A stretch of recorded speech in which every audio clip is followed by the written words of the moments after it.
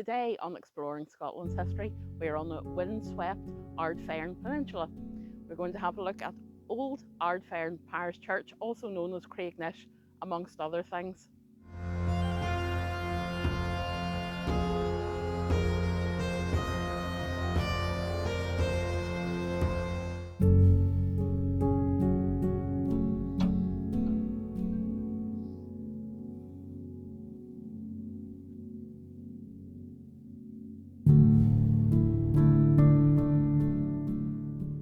The church is thought to date back to the 1200s, and it was originally dedicated to St. 𝕵𝖆𝖏, the Red Monk, and he was from Applecross. It's really quite nice up here. It is thought to be the site of a much older centre of learning, and that would possibly explain why not only is it known as 𝕮𝖉𝖗𝖚 Old Parish Church and Ardfern Old Parish Church. In 1580 it was also referred to as Kilmorrow. There's not many remains, but it really is quite stunning, and there's a surprise inside. The church was largely abandoned in 1692 in favour of a preaching church further up the glen. So this is the present 𝕮𝖉𝖗𝖚 Parish Church. It's Georgian in style and it was built in 1826.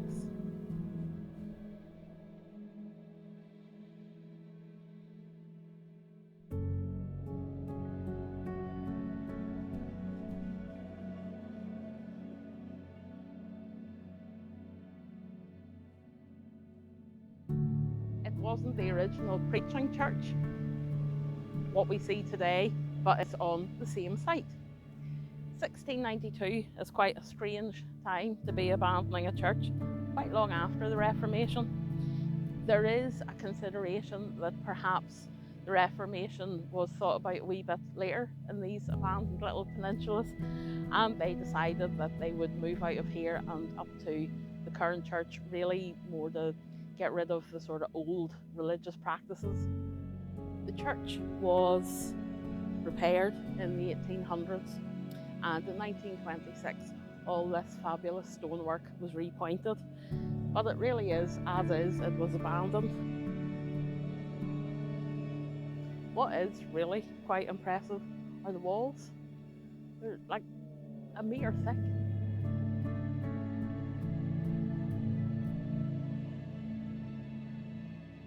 On my last visit here, I came across a guy who was in the process of reconfiguring and consolidating one of the old dry stone walls, and I got to talking to him, and it inspired me to have a look at the processes of dry stone walling, and it's really quite interesting. Basically, dry stone walling is a process that requires no mortar, and it is strengthened by keystones. And to be honest, often the keystones are used as a signature for the stonemason, and you would be able to have recognised folks' walls. A lot of the dry stone walls we see today actually originate from the 14th and 15th century. The origins of the practice actually go as far back as the Iron Age on this island. And as if proof was needed how hardy these walls are, you can actually see still standing Bronze Age examples on the Isle of Orkney. You can kind of see the signature here. We'll have this very large rectangle which repeats itself in stages the whole way along the wall.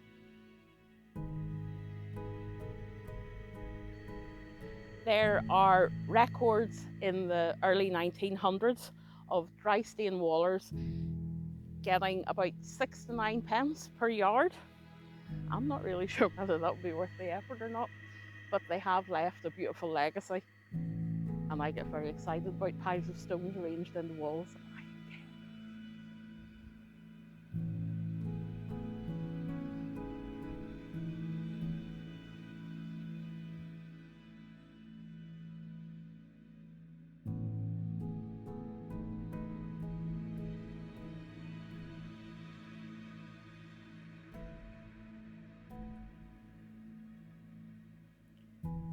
there's a lady I would have liked to have known. Mrs. MacDougalls, teacher and historian.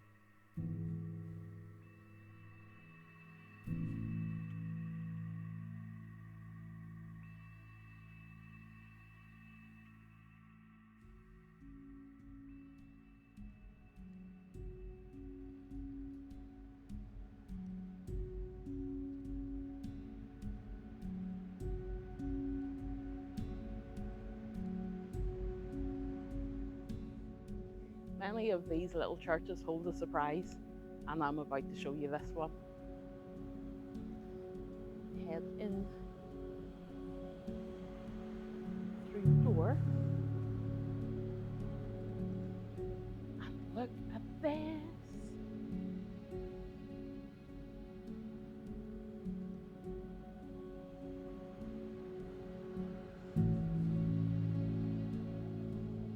In 1974, 20 slabs were brought in from the main kirkyard and put in here under cover to protect them for years to come. They're all mainly 1400s, 1500s, apart from this particular one. Not sure if you can pick up the cross on the camera, but the appearance of this slab would suggest it's a whole lot older. Can see a knight there, though he is not in great relief anymore. We'll head to the next one. Again, not great. Then we get to this guy. Stunning.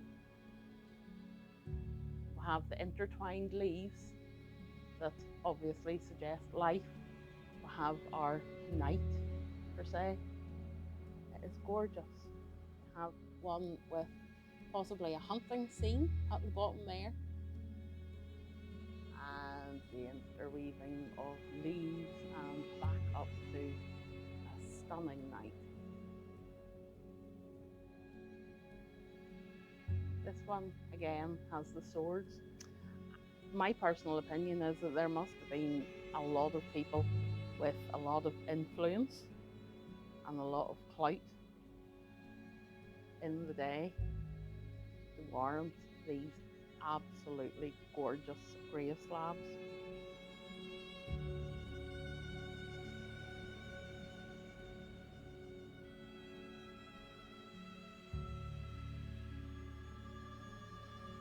This almost looks like it has a Celtic cross at the bottom.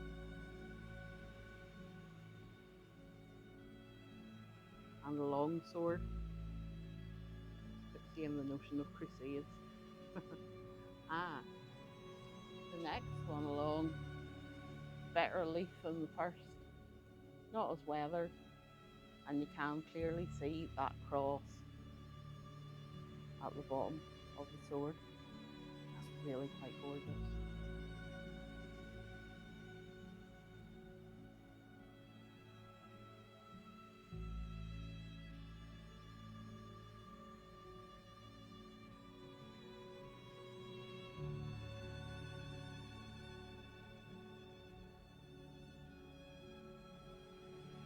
This is for a cross. The cross is no longer with us. I'm not sure if you can make out the scratch marks really.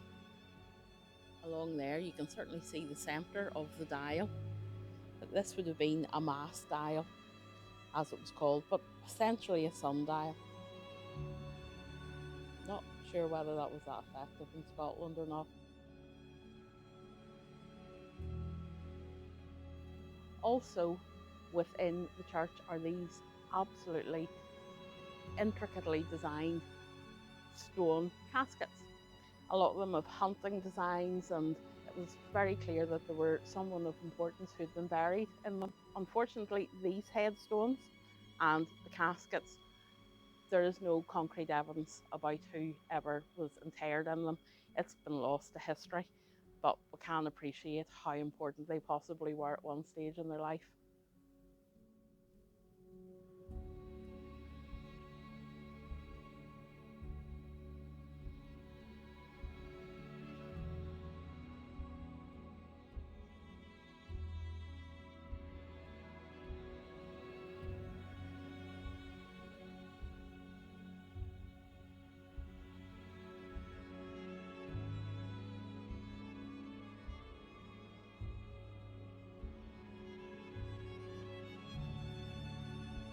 nameplate may have gone, but I really do love these little metal grave markers.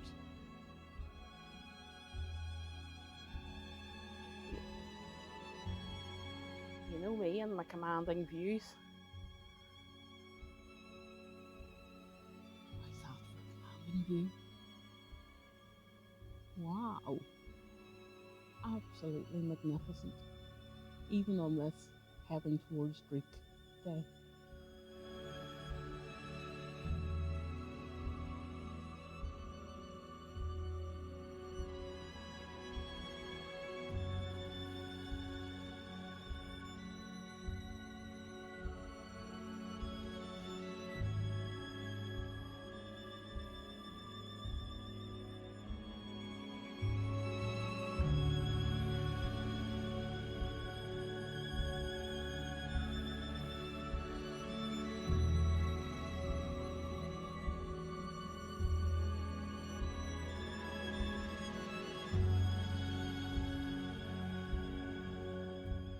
If you enjoyed the video, please like, subscribe and leave a comment. It really helps the channel grow.